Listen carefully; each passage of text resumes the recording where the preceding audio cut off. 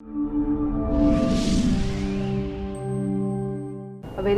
spent so many years in the world of music. You started off, I believe, as an engineering student, and one of your songs at a concert was what attracted your first music director who encouraged you to sing. Could you go back and tell us about your first years when you didn't have somebody powerful backing you up and so on? Could you tell us something about it, please? Yeah, this is the time atheists should believe in God.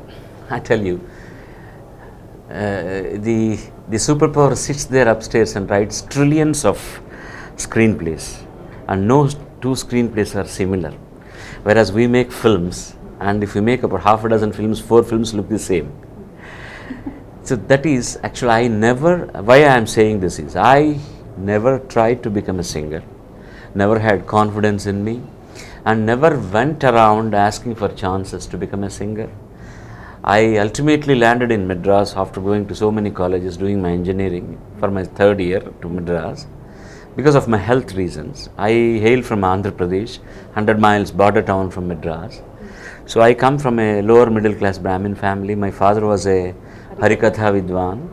So with greatest difficulty, those days donations were not there, only on merit you will get a seat, and I got the seat. I was a good student, so my entire motive was to become an engineer.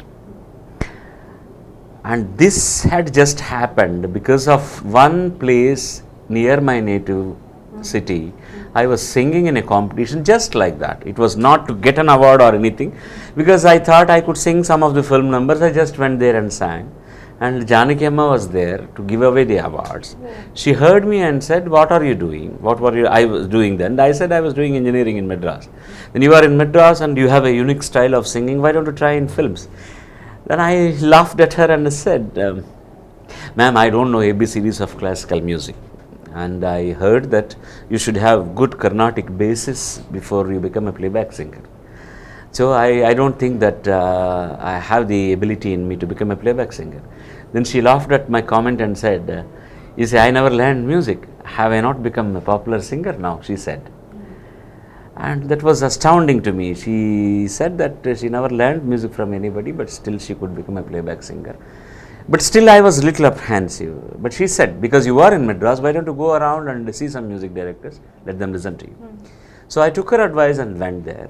For 1 year I went pillar to post, and everybody appreciated my voice and said, but they said, because I was hardly 18 then, "Your voice has to match you.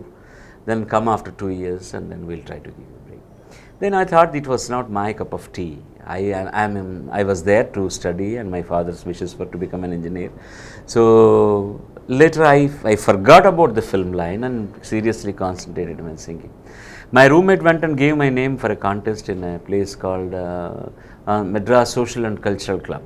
It was a nationwide music contest. So because he has asked me to go there, I wrote a song myself and I composed it and just went and sang. There were stalwart judges there, Ghantasala Master and Dakshinamurthy and Pendyala Nageshwara, who were 3 names, big names in South Indian, stalwarts composers. So before they announced the prizes, one gentleman came to me and said, "Hey, you want to sing in films?"